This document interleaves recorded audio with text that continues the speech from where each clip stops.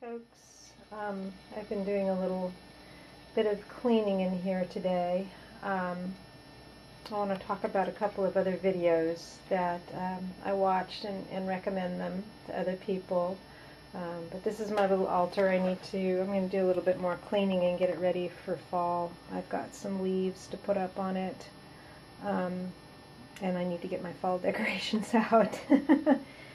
There's my little Otafuku, Japanese kind of household goddess. And of course there's my St. Anthony prayer flag and green Tara. This is my grandmother and grandfather on my father's side and my father's family. And there's my father. That was a badge or button he had. I think he worked at the steel mill. And there's my Buddha eyes. And it's kind of a collection of, I don't know what you would call it, emotional, philosophical. I've created my own path that really isn't one thing or another, but a bit of an amalgam. And I have my little Darumas down there, both past, and here's my recent Daruma waiting for his other eye to be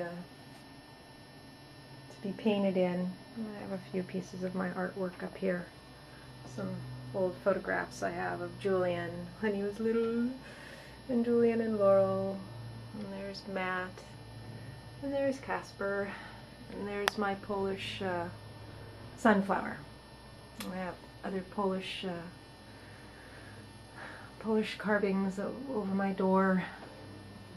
There's my medicine Buddha, my messy bulletin board, and my desk, and things that really don't matter all that much. But I did clean, believe it or not. I picked some stuff up, and I'm going to be clearing those crates out and putting a flat file in there for my work. And I also wanted to show what I'm working on. I'm getting my small works encased in glass. These are my, I have to get it here somehow that I don't have a reflection on it, and I'm not sure how to do that. These are cloth cyanotypes.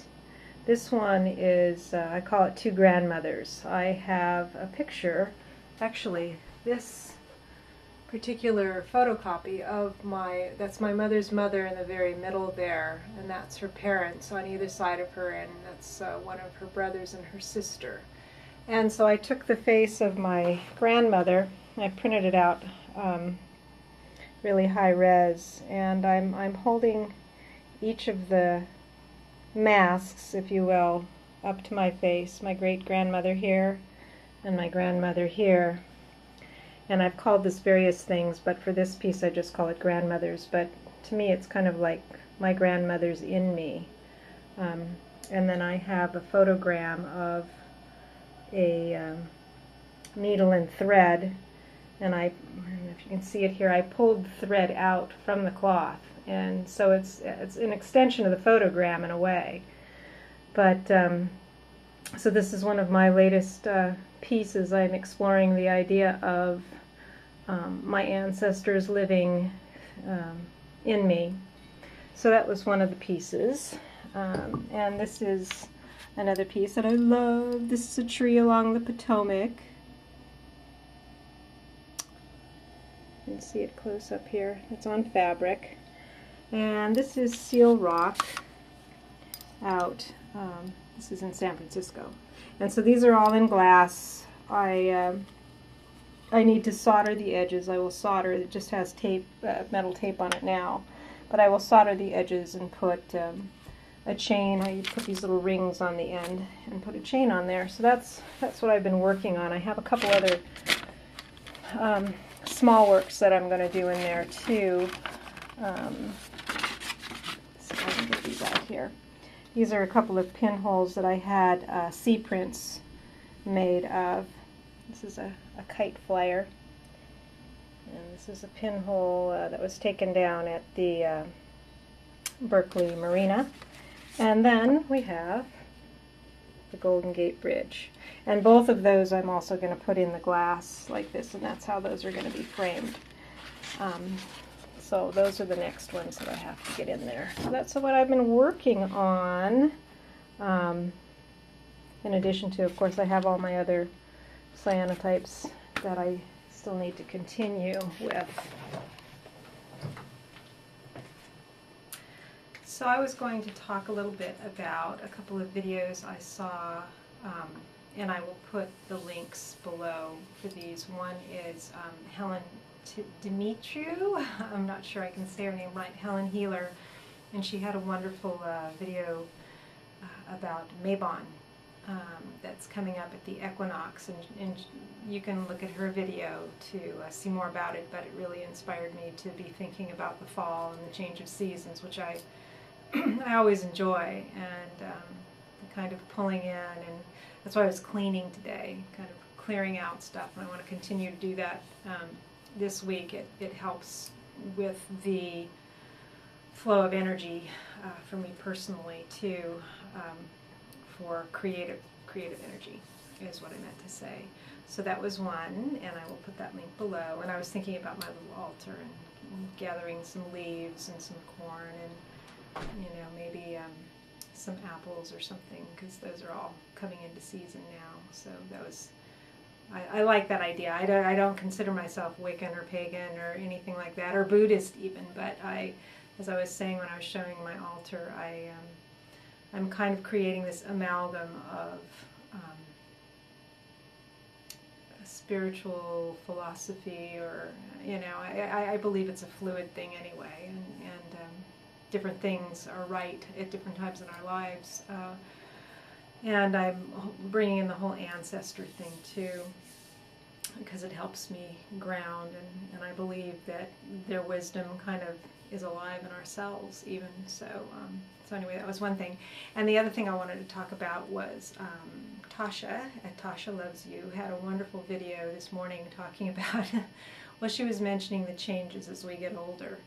And I don't know whether, you know, I know men go through it too, but I don't know, maybe women just talk about it more, but it's amazing the changes that happen between your 40s, and, you know, I'm 51 now, so this has been going on for a number of years.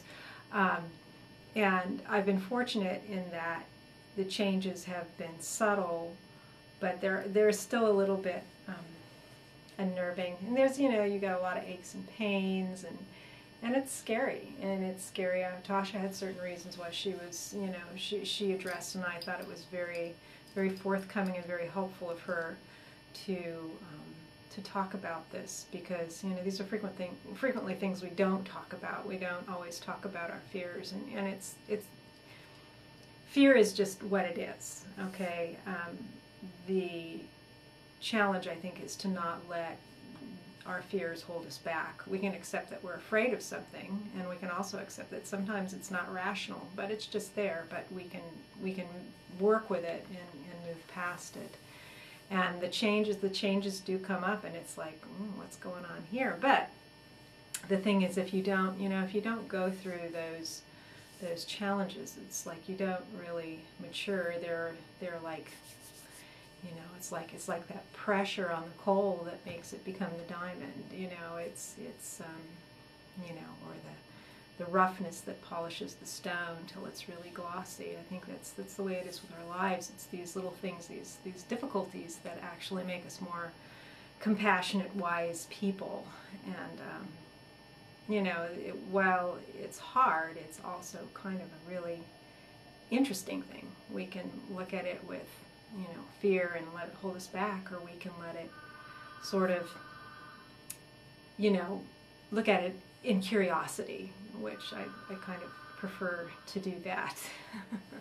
So I'll just let you, I'll put the links below, and you can listen to both those videos. I found them both kind of inspiring to me, to sort of move forward and start clearing things out, start appreciating what I have, and yeah, it was really good. It's amazing where you find inspiration. You know, there's a lot of weird stuff on YouTube, but there's also some real gems out there, and I'm grateful to have come across these people whom I am growing to consider friends.